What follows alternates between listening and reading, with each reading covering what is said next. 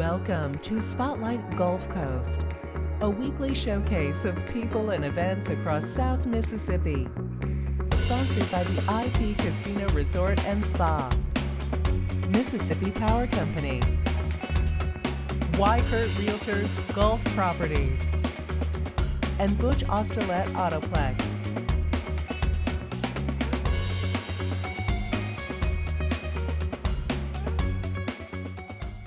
Hi everyone, this is Todd Trenchard, Executive Director of the Baco Foundation of South Mississippi, welcoming you to another segment of Spotlight Gulf Coast right here on WXXV. Each week we're coming into your living room talking about what's going on all across South Mississippi, and we want to thank our sponsors for this generous opportunity.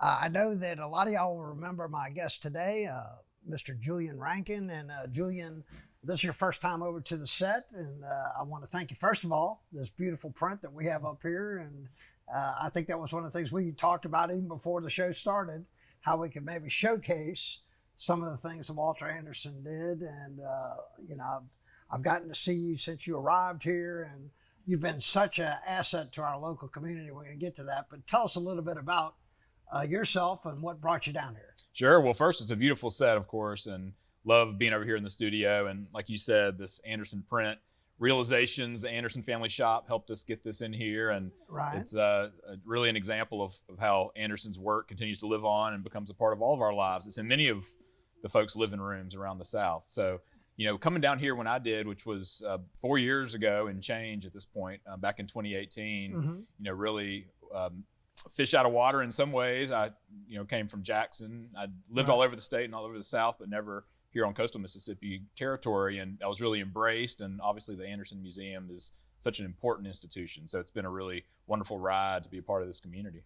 It's a great community, and we were talking right before we came on that I had a reception there many years ago. It's a lot different back then, and I think that at some point somebody brought in an appraiser and said this is worth this is way pre-Katrina and everything, but seeing what has transformed what was obviously a masterpiece into now, a coastwide treasure has been something really neat to see as the city of Ocean Springs grew. And it's a totally different town than it was, 20-something years ago. And I know when you got here,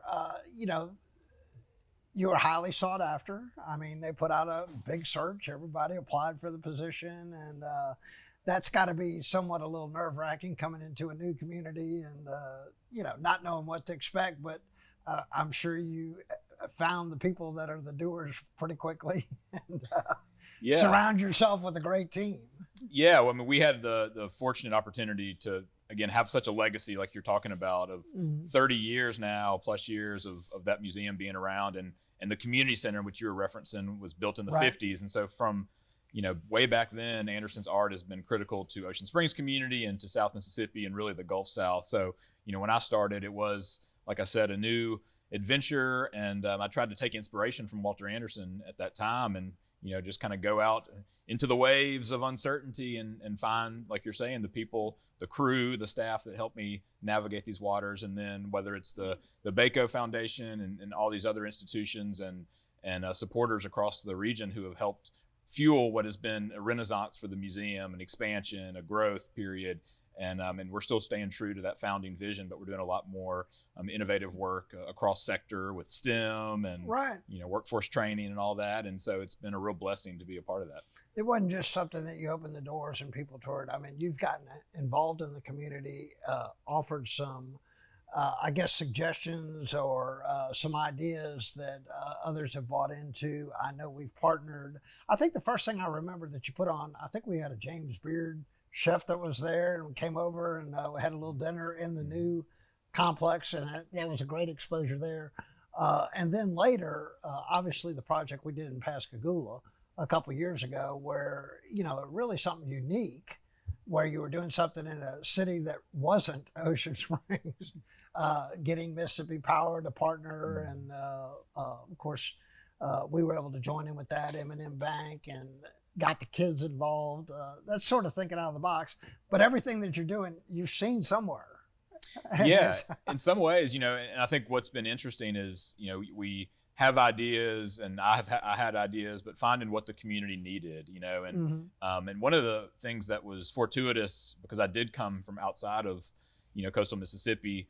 There's so many wonderful cities and towns, all with their own identities and cultures. But, I didn't see any perceived barriers between, for example, working in Pascagoula or Waveland or wherever it might be. And so we've really been aggressive about going outside of our walls, going outside of, the confines of Ocean Springs. And to your point, the Pascagoula project, that was about taking, this idea of public art, Ingalls Steel, the CCTI Career Tech campus of the Pascagoula-Gaucher School District, and bringing all those together to create public artworks for downtown Pascagoula. And that's what excites us, is trying to do things that are really imaginative and are core to what Anderson was thinking about, which was about societies and creativity and self-expression, but doing it in a way that is a 21st century model and creates a blueprint for how other, whether it's municipalities or school districts or museums, can work within their communities to do something that, is not just putting a picture on a wall, but it's activating that legacy.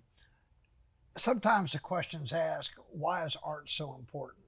And I've heard you give this answer several times. Certainly me as, just being somebody that's watching from the outside in would never think, but it made a lot of sense. Tell us that.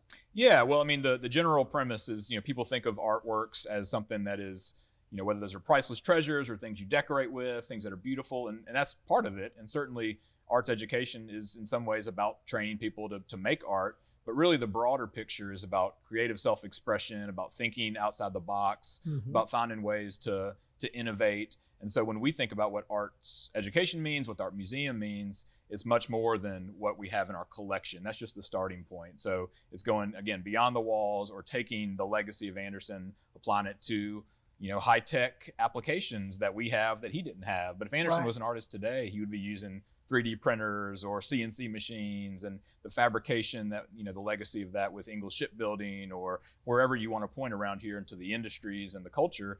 There's a lot of fertile ground there to take this idea of collaboration, teamwork, creativity, and give students and lifelong learners opportunities to make things or think about things that may not be in artwork. It may not be with paint. Our palette is more about community building and personality and culture, and how do we bring those together to create, things that push further for coastal Mississippi and the region, so that we're all flourishing and still honoring that culture and still having things on our walls. But it doesn't end there. It's just the beginning.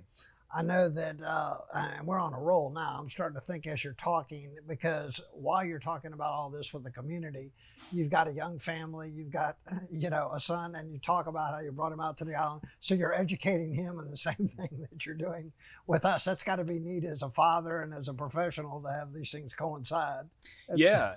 I mean, the first day I was in the office back in 2018, the weekend before, I'd been on Horn Island camping out there, and that was my first introduction to the island. So I was literally, still salt drenched and kind of sunburned coming into the office that first day more than 4 years ago, and thinking about Horn Island as our most extreme classroom at the museum. We still do annual camping trips, and I was able to take my 8-year-old out there recently and introduce him to that same magical place that inspired Anderson, and that's such a treasure for all the people who live down here. We understand what that landscape means. It's really important. I know I've asked you to come to a couple things, and you were out on the island, and I had to, take a rain check, but you've really gotten used to the community down here, and becoming ingrained. We're going to talk about the fashion show, because you became a model for us and gave a little move that I told you someone else borrowed this year. So we'll get Amanda come on and we'll talk a little bit more. We're going to take a short commercial break and we'll be right back.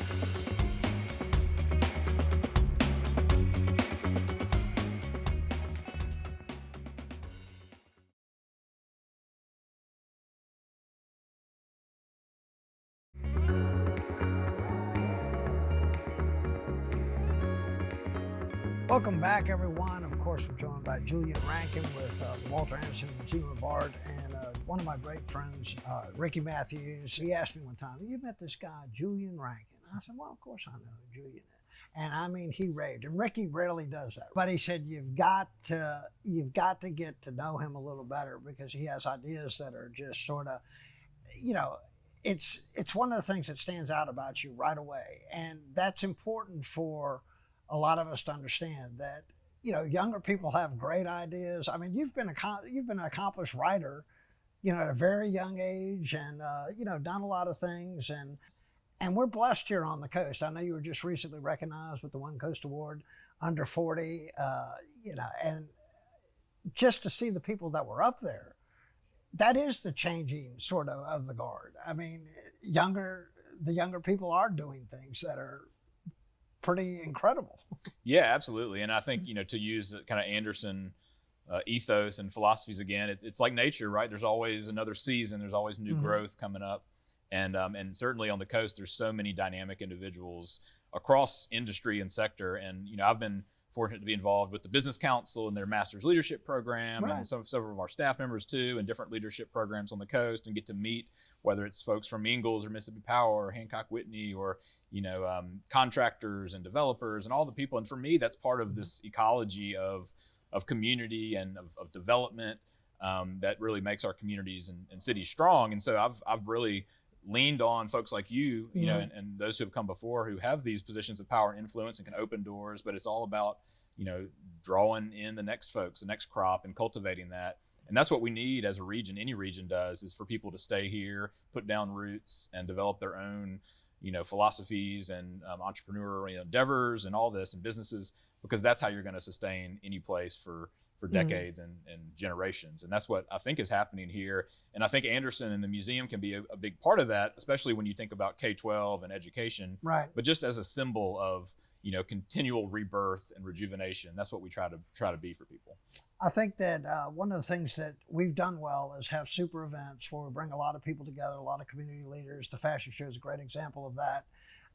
You step up, you come to it maybe out of your comfort zone, but you have fun with it, but you're also meeting people. You're trading cards, and before you know it, the next week you're calling them up, and that networking goes a long way. We need to do more of that. We don't need to just live in our silos, and a lot of, unfortunately, nonprofits do that. They live in their silo waiting instead of becoming, sort of proactive. I've never been one to sit back on anything.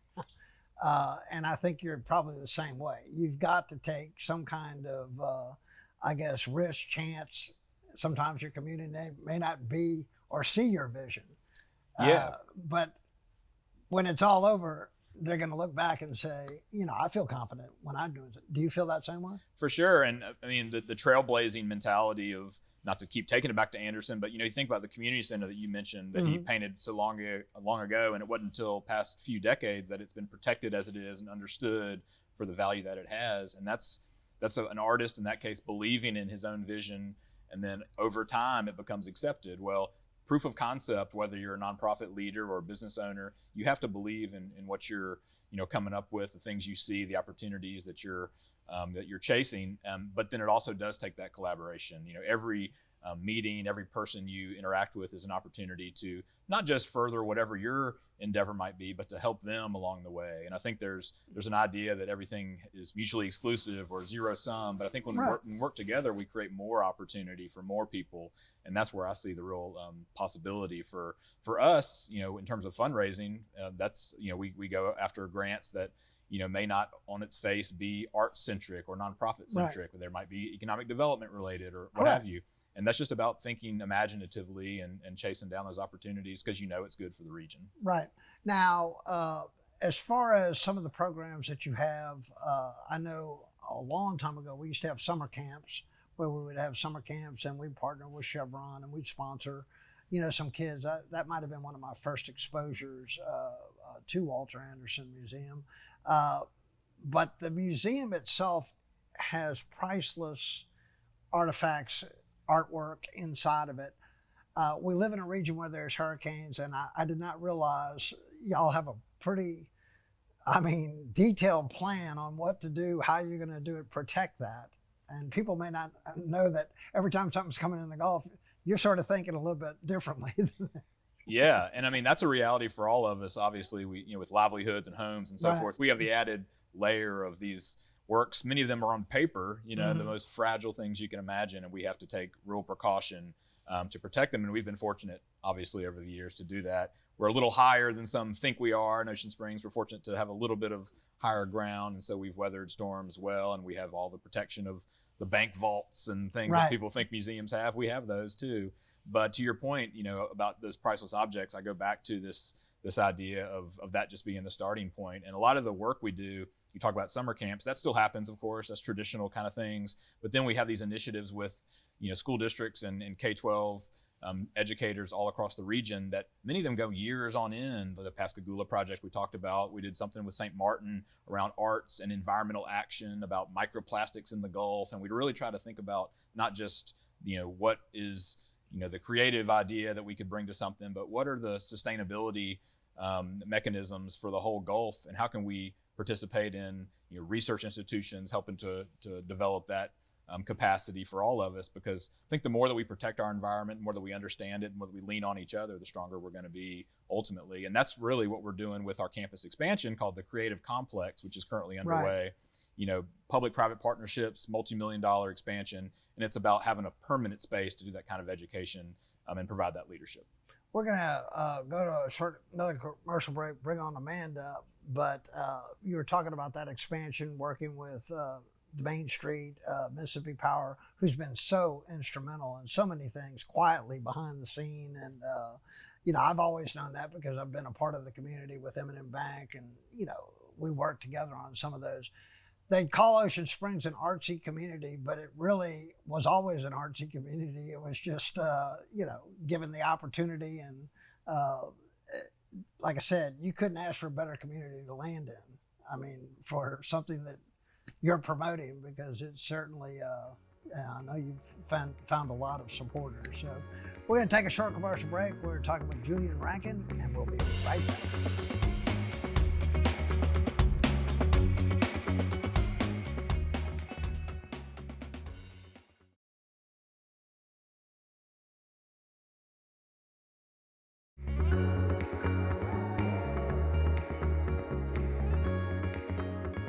Welcome back, everyone. Of course, we're joined by Amanda Ray. And Amanda, appreciate you coming on. And, we were talking, you came up and said, we really need to talk a little more about the expansion. Right. The expansion project is something that's really transforming that part of Ocean Springs. I mean, Ocean Springs just seems to be, it's landlocked in some ways. You got to think out of the box. But there's a lot of opportunity. This wasn't just something where you just had a big field you could do something with. Yeah, right. I mean, the museum has had this property across the street from our main facility for 30 years now. Mm-hmm. And the Creative Complex is the name of this project, and it's about programming and building upon this space. So it's a 300-foot deep lot, skinny but really long, football field size length there. And so what we're doing is, phase one was to renovate and preserve and stabilize a historic property, which is called the Art Cottage, and that serves as our main studio space for camps and so forth. And then behind that, phase two begins here in the next couple months. It's building a new facility, 5,000 square feet of both exhibition space, classrooms, places for artists and scientists to stay on site and do work. And then there'll be a sculpture garden and kind of programmed native flora that'll also be all around that site, so people will be able to come and see this public green space, interact with a living collection, a lot of these things that Anderson depicted himself. And this will be a place where really the science and the industry and the creativity really come together for the next, hopefully, 3 decades as we kind of move into this chapter of the museum's life. It's so exciting. I get really excited every time I run past there in the mornings. You can really see your vision coming across as it grows and as it expands. Tell us a little bit more about what kind of classes and things that you will be offering whenever the phases are completed. Sure. Well, in some ways, a lot of the programs we've been doing in the last couple of years, the Pascagoula Public Art Enterprise, the marine education work we've been doing, going out to Horn Island, coming back, this will be a hub for all of that. It's where art and industry come together. So entrepreneurship, mm-hmm. we will have facilities, whether that's a 3D maker space or, places where even in the landscape itself, a lot of those artworks that we're going to put, these sculptures, will be built by community members, by mm-hmm. artists, by, some of the folks who might end up going to be welders at Ingalls. So even in the process of creating it, we're bringing people along. And the idea, again, is to take science, industry, community, and landscape and bring those together under the umbrella of culture. That could be foodways and oyster farmers. It could be, again, high-tech Mississippi Power, you mentioned as a sponsor, we had this vision. I remember telling them a while ago, let's do some city planning and have students envision, the future lighting of a city with bioluminescence that Anderson saw in the waters and, the phosphorescence of nature. And because so much of nature guides innovation, whether Right. you're talking about airplanes and, rocket ships or really anything, you can see it in nature first. And so we want to take people back to that and also give them an opportunity to prototype and learn things, as they go. And so all of these things are led by partners that we have. Again, whether that be the USM Marine Education Center or the Audubon Center in Pascagoula, is to bring students into that environment and to have a facility where not everything is so precious, where we can actually make things. And that's been, and to your point about Ocean Springs, there's a fixed amount of real estate. So what do we do with this real estate we have? How do we maximize it? Well, New York, they build up. Yeah, right. So Yeah, it will be a 2-story building. It's not going to be a massive skyscraper. Right. We have a historic property on the front, so it'll retain its, the back will be subordinate to that aesthetically, but people will be able to walk back and it'll sort of open up like a secret garden, and people will be able to, again, a free public space where people can come, tourism events, so forth. And that's, again, part of, our vision is to bring together public dollars with private funding. Right. And that's the Gulf Coast Restoration Fund dollars that the legislature, appropriated through Mississippi Development Right. Authority. It's the BACO funds and Mississippi Power and Ingalls and Chevron. It's all of these entities coming together to support this. And that feels to us like the proper way to expand our influence and be a part of the larger, again, flourishing of the Gulf Coast. Now, I know that in order to do this, you've got to raise a little bit of money, and you got a little raffle going on here. I saw a little picture of that little golf That cart. beautiful which golf Ocean cart. Springs is becoming golf cart central. Let's talk a little bit about that, and you have a project that's coming up here in a couple weeks. Yeah, so 2 things coming up now, Rick. Right now, if folks were to go to our website, walterandersonmuseum.org, they'll find a link to view and purchase raffle tickets for the Coastal Stag Edition Walter Anderson golf cart. And this is the second year we've done a custom-built wrapped golf cart with Anderson murals on it, and it's one of a kind. It's really become one of our larger fundraisers of the year. Right. And again, it was thinking creatively, what's happening in the community? You Right. mentioned the golf cart kind of community that Ocean Springs is, but that's the case all across the South, all across the coast. And to have that wrapped, it's just like Anderson would bicycle and row his boat out to Horn Island. This is a form of locomotion and transportation that has his mark on it. So it's a little bit of a kind of fun way of taking the artwork and putting it out in the community in a really kind of appropriate way that is true to where we come from. So these raffle tickets, there's $25 a ticket, and folks Right. can go on there, buy as many as they want, and someone's going to go home with a beautiful Anderson wrapped golf cart. Nice. When will the winner be announced? So just like last year, it's a longer run. We give it away on Mardi Gras Day. So we got plenty of time to get your Right. tickets in. And like I said, everything goes to support education and outreach of the museum. So we'll be giving other prizes away in addition to that grand prize. So even if you don't win, you've supported a good cause. Yeah. Right. Very And exciting. I know we also want to talk about the event that you got coming up first week of December. Yep. Last thing I'll say is Silent Light. It's a light festival that we host this year. Will be on Saturday, December 3rd. It's the second year. So if folks have been around the last couple of years, they might know that we've done some really interesting things with light. So it's another artistic medium. We've projection mapped digital animations of Anderson's art Right. onto the facades of the community center and the museum. So this year we're getting even bigger. So this is a full evening light festival. And Silent Light, it's this idea, there is a silent auction component, but there's also a silent disco. So if people have done that before, it's quite an experience. So it's inspired by Anderson, taking light into the streets, a free festival, Saturday, December 3rd. We hope folks will join us. And I know there's ways you can buy individual tickets, but you also need corporate sponsorships, and you welcome those type of people. Yep, we have patrons that are helping making the festival free for the public. So patrons, they get their name and all that recognition, but the festival itself is completely free. You do have to rent your headphones, but other than that, we want all comers to come flood the streets with us. Well, appreciate coming on the show, and you got a jam up staff, and again, y'all been partners with us for a long time now. Appreciate what you do, what you brought to South Mississippi. Amanda, appreciate your input. Always a pleasure. And I know I'm very excited about Silent Lights. It really is a visionary masterpiece and one of a kind on the coast. So Thank y'all. All right, thank you. And we appreciate everybody's support of the BACO Foundation of South Mississippi. Until next time, this is Todd Trenchard saying so long. May God bless.